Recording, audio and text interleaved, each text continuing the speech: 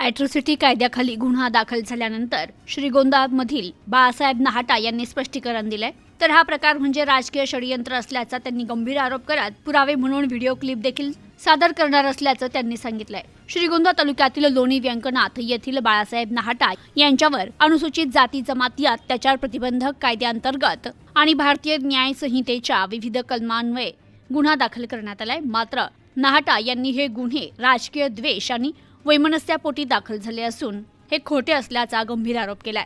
तर आपल्या बचावासाठी त्यांनी 9 मिनिटाची घटनास्थळाची व्हिडिओ क्लिप देखील उपलब्ध असल्याचा दावा केलाय। श्रीगोंदा पोलीस स्टेशनमध्ये फिर्यादी कमलाकर अल्हाट यांनी बाळासाहेब नाहाटा यांच्या विरोधात दिलेल्या फिर्यादीवरून गुन्हा दाखल करण्यात आलाय। फिर्यादीत नमूद केल्यानुसार लोणी ते चिंबड्या रोडच्या कडेला जुन्या स्मशानभूमीजवळ झेंड्याच्या चौथऱ्याच्या कामाबाबत नियोजन करण्यासाठी समाज बांधव दत्तात्रय सोनवणे, संभाजी जावळे, सुनील जावळे, अजय सोनवणे आणि इतर जमले होते। याचवेळी बाळासाहेब नाहाटा यांनी तेथे येऊन जातीवाचक शिवीगाळ दमदाटी केली आणि दत्तात्रय सोनवणे यांना धक्काबुक्की करून जीवे मारण्याची धमकी दिल्याचं फिर्यादीत म्हटलेलं आहे।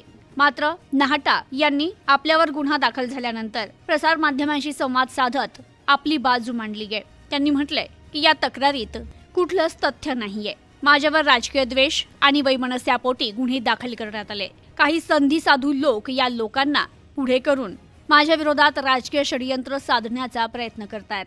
मागील 40 वर्षाचा रेकॉर्ड मी प्रशासनाला दाखवला असून मला जाणून बुजून यात अडकवण्याचा प्रयत्न केला जातोय।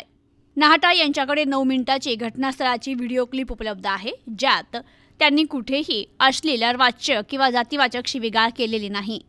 व्हिडिओ क्लिपमध्ये मी लोकांना समजावत असताना माझ्यावर काही लोकांनी झेंड्याची काठी तसेच टिकाऊ उभारून मलाच अश्लील अर्वाच्य भाषा वापरत जीवे मारण्याची धमकी दिल्याचं दिसतंय। तर बाबासाहेबांच्या निळ्या झेंड्याखाली मला त्या समाज बांधवांनी शिव्या दिल्या असंही नाहाटा यांनी म्हटलंय। तर फिर्यादी कमलाकर अल्हाट यांचे आणि आपले कौटुंबिक संबंध आहे। त्यांच्या आजारपणात मी स्वतः आर्थिक सहाय्य केलंय।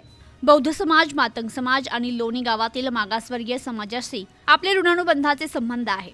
मी प्रत्येक सुखदुःखात दलित समाज बांधवांच्या सोबत उभा राहिलोय असंही त्यांनी सांगितलं।